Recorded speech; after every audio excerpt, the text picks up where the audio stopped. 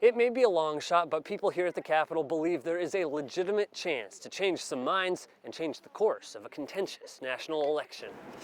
I just feel like not a lot of people are listening right now. Listen to these words. Electors Vote America. Crafted, colored. Mine is my voice matters too. Concerned. I was absolutely dumbfounded, but not necessarily surprised. After this election. I think it's ridiculous. But the word for this night. Something kind of somber and a bit sad. A vigil. And that's a bit how we're feeling. Timothy Bradford has a message for the people who formally vote for president. So does Rhonda Smith. The electors need to really bear in mind that the future of our country lies in their hands. In other words, erase America's vote for Trump. It will be chaos for both sides. And write in, well, anyone else, really. Not somebody who is perhaps threatening to be a tyrant. The Electoral College was created by our forefathers for exactly this kind of situation where someone gets into power who does not have American people's interest at heart. But there's one thing standing in the way of the people outside of the Capitol, and that's something that happened inside the Capitol a few years ago. That would be the letter of the law, scribbled here in 2013. Any elector who doesn't vote for the people's choice loses the job to someone who will. This land was made for you and me. So these signs are more symbolic. I would see one recusement, one person stepping out and saying, I don't feel Trump is fit to be president. A way to be heard. Because a lot of people are saying the same things that I am. A protest, putting pen to paper before electors do the same. Lauren Fultonberg, Oklahoma's News Channel 4. Feet together, touch your toes.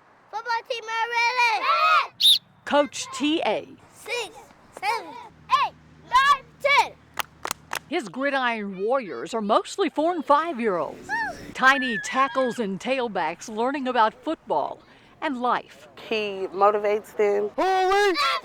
He leads them. Where my dogs at? Where my dogs at? He's everything to them. Whose house? Whose house? If the kids need anything like food, snacks, anything like that, he'll make sure that they have it. 1, 2, 3.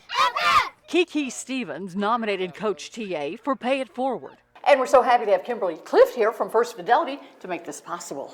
It's a pleasure to be part of such a wonderful program, and it is our honor. And on behalf of First Fidelity Bank, I'd like to present you with $400 to pay it forward. Oh, thank you very much. 1, 2, 3, $400. It's going to make somebody smile. He's squad! Oh! How long has this team been in existence? This is all of the parents that's here is all their first year. This is a developing team, and we're actually winning. Oh my So God. yes, That's not we're expected, doing, is it? yeah, right, and we're like the underdogs. Coach, can we interrupt for just a half a second? I'm Linda Kavanaugh from Channel 4, and we have a program called Pay It Forward. And our viewers nominate somebody they think has made a difference in the lives of people around them. And Kiki nominated you, and she'd like to tell you why. For your hard dedication and your patience and leadership, for our team Impact 6U Red, for helping us and motivating us and dealing with us as parents and everything. Thank you.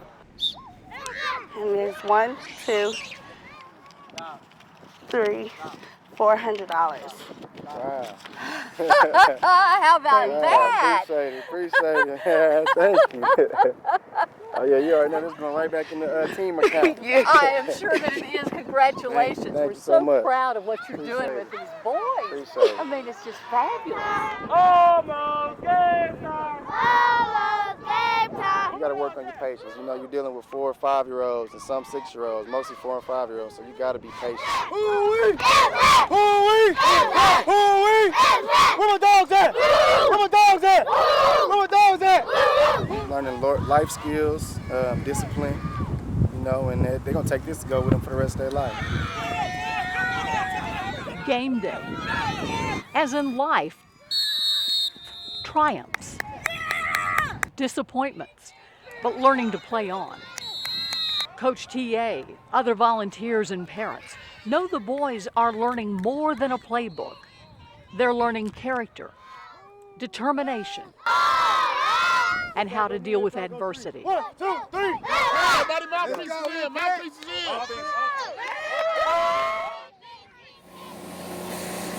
in. It's easy enough to clean up the crime scene. Easier, at least, than erasing Wednesday morning from Chris Tillman's mind. Just still kind of in shock. It's just really bizarre. I'll feel better once I know what happened. For now, all police know is that a man shot and killed a woman in front of this donut shop before turning the gun on himself. Their bodies lying behind lights and police tape for hours while officers investigate. Not good, kind of crazy. I've never seen a dead body like that, you know, laying in a crime scene, so it was kind of weird. Tillman watched from the auto shop across the street, looking back at a strip mall he no longer recognized, filled with flashing lights. And that's the first murder or homicide that I can think of that's ever taken place over here that I've known about. Probably the most we see around here would be like a traffic accident. Greg Bell's hardware store around the corner may look like Christmas, but customers walking in past the police perimeter aren't in the mood. I think it's pretty somber. Meanwhile, a tight group of family-owned businesses is left wondering. Just trying to figure out why. Why them? Why here? Questions that stain their peace of mind, even if the evidence is wiped away. If you've ever driven in Bricktown, you probably know the feeling. Looking all over for a place to park, and if you're lucky, finally finding a freebie to pull into. At least that's what Michael Bond thought was happening. I was like, hey, there we go. You know, that's 20 bucks I get spent in the ballpark. Money saved became money owed when Michael Bond came back to his car outside the Criterion Theater to find an $85 parking ticket. I was scratching my head because I made sure I read the signs correctly. He parked in front of the fire lane and behind the no parking signs on the next block.